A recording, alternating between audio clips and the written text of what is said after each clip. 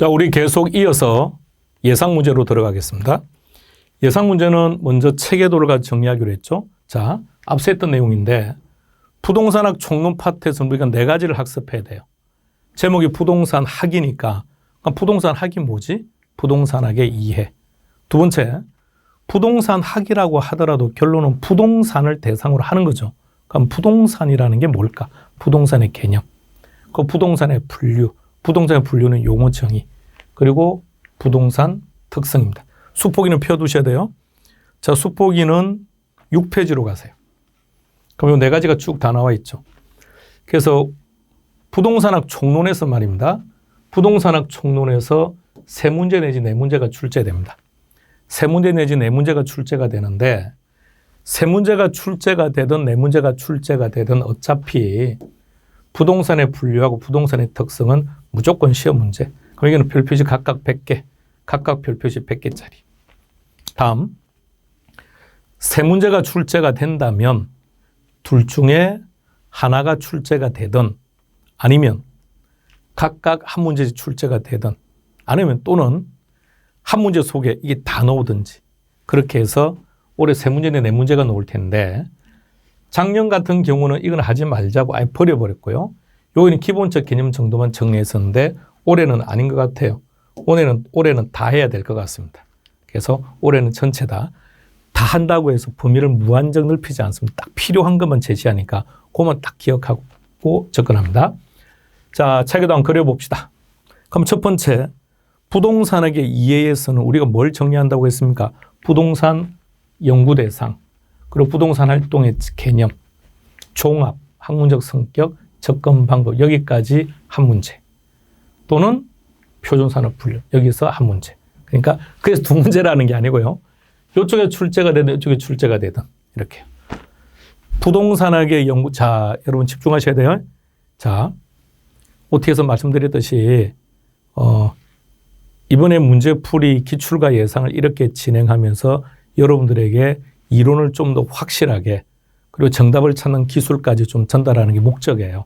그래서 나는 지금 이론이 아주 명확하지 못한데 라고 느끼는 모든 수험생들이 강양구 또한 고시 공부를 했던 시절은 마찬가지입니다만 어떤 수험생이 나는 시험 준비가 완벽해 라고 느끼겠습니까? 그죠? 모든 수험생들은 늘 부족하다고 느끼고 뭔가 좀 찜찜하고 아이고 안 한 데서 출제가 되면 어떻게 하지? 이런 생각 누구나 다 갖는 거죠.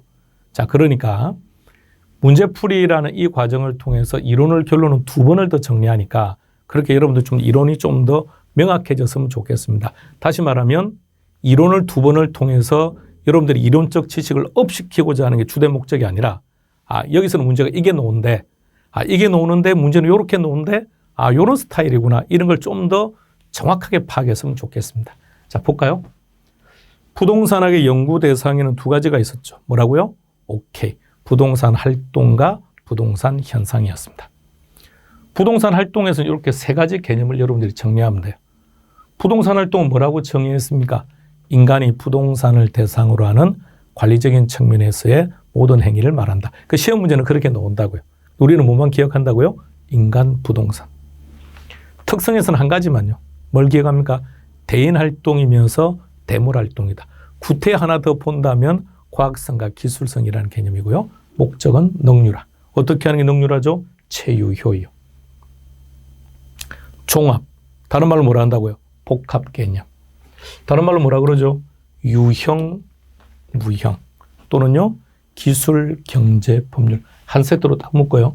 얘네 다 똑같은 개념들입니다.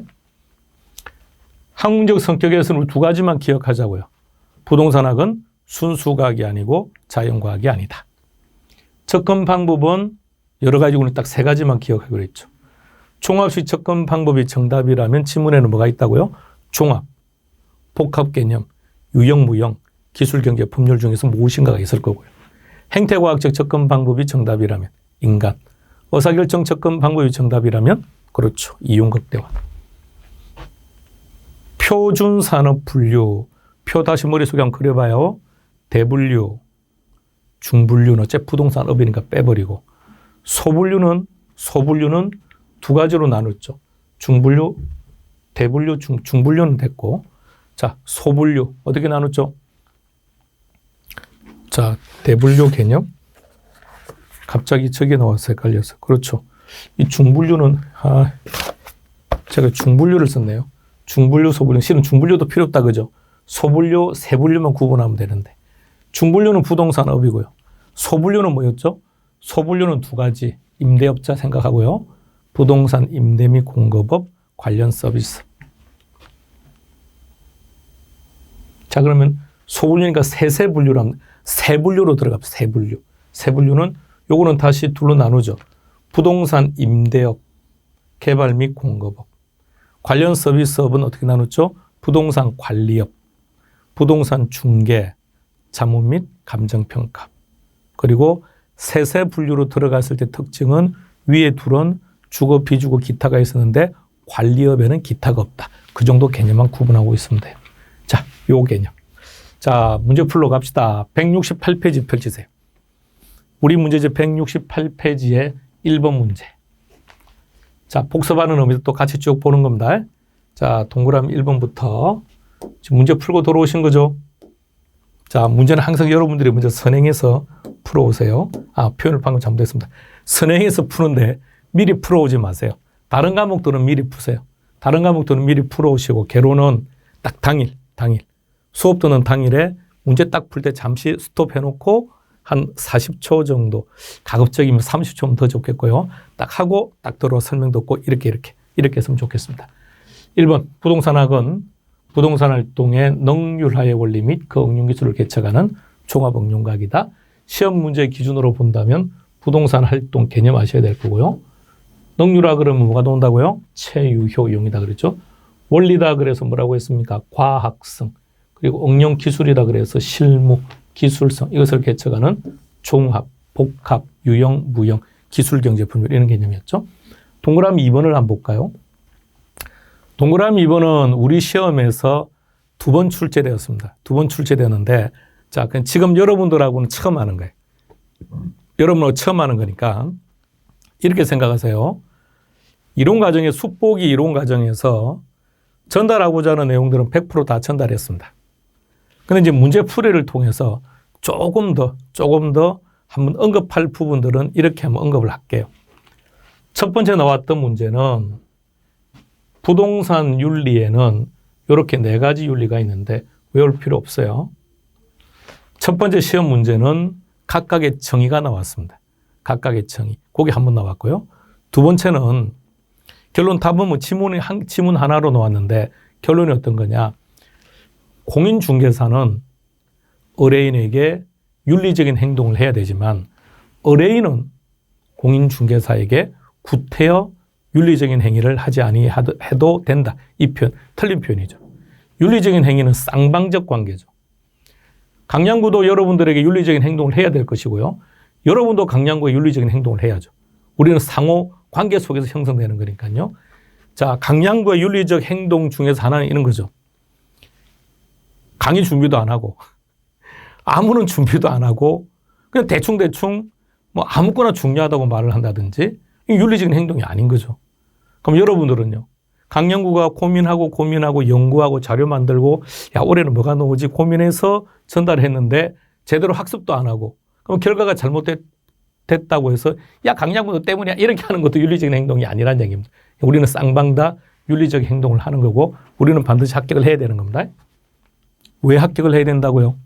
그렇죠. 여러분들은 강양구의 정보원이 돼야 되기 때문에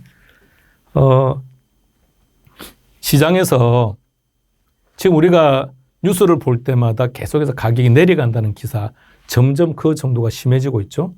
자, 저는 개인적으로 전혀 그런 걸 안 믿습니다. 왜? 한 20년 정도 축적된 정보로 인해서요.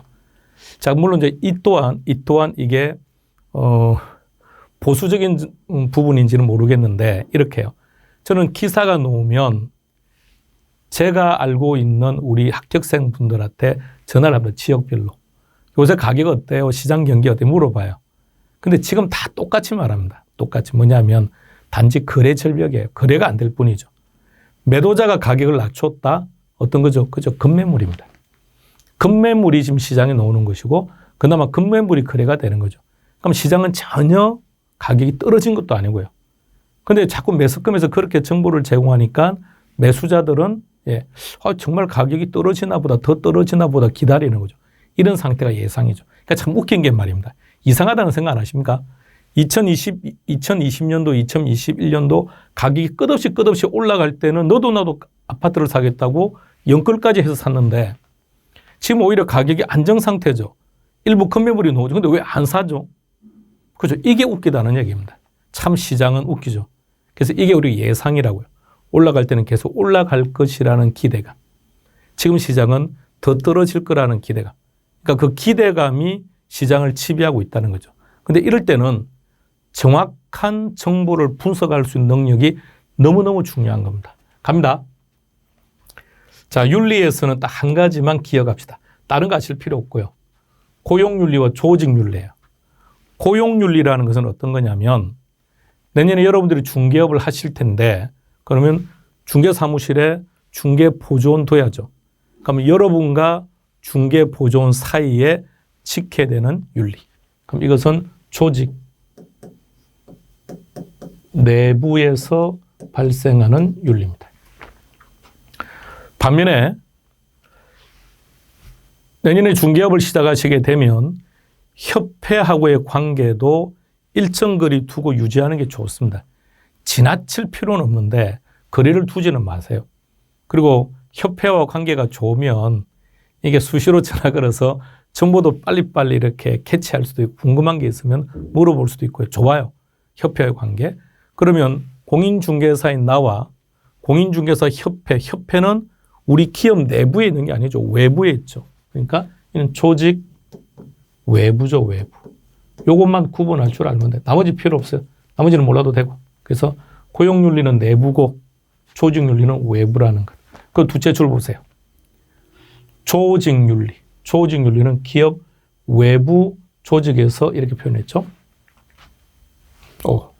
잠깐만요. 그래서 동그라미 2번은 정확한 표현이라고요. 조직윤리니까. 조직윤리는 뭐라고요? 기업 외부라는 거. 요것만 딱 기억하시면 돼요. 자, 동그라미 2번으로 갑니다. 3번으로 갑니다. 개념을 잘 봐요. 부동산 활동이라고 딱 표현했죠. 부동산 활동은 뭐라고 정의합니까? 인간이 부동산을 그렇다면 부동산 활동 속에는 인간과 부동산을 다 포함하고 있다면 대인 활동이면서도 대물 활동이라고 표현을 해야죠. 동그라미 4번. 의사결정 접근 방법입니다. 이 지문이 옳은 지문이라면 지문에는 뭐가 있다고요? 오케이, 이용 극대화 찾으세요. 끝. 이렇게. 동그라미 5번. 동그라미 2번에서 각종 윤리들의 종류를 언급했는데 왜 이렇게 부동산 시장에서는 이런 윤리를 요구할까라는 얘기입니다. 자, 그것은 부동산이 가지고 있는 사회성과 공공성이죠. 여러분, 토지는 어떤 절대적 힘이 인간에게 토지를 제공했을 때는 이 토지를 가지고 대대손손 잘 먹고 잘 사세요라고 준 겁니까? 아니면 더불어 잘 이용하라고 준 겁니까? 더불어서 잘 이용하라고 준 거죠. 그죠? 함께. 그게 사회성, 공공성이죠.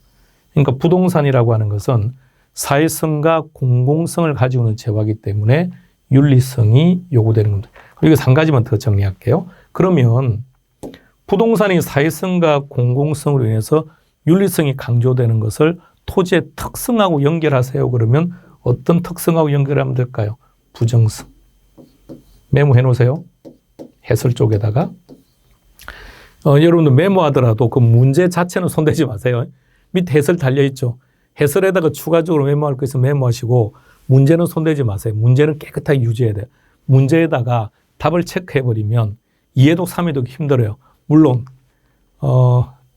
기출문제든 예상문제든 2회독 정도를 하고 나서 3회독을 할 때쯤 되면 문제가 눈에 들어오는 게 아니라 정답이 눈에 먼저 들어올 겁니다. 근데 가급적 문제를 푸실 때는 그런 것들을 좀 가급적 많이 피하려고 내가 이 문제 4번이 정답이라는 사실을 알고 있다고 하더라도 항상 문제 풀면서 답 찾는 연습을 꾸준하게 하셔야 됩니다.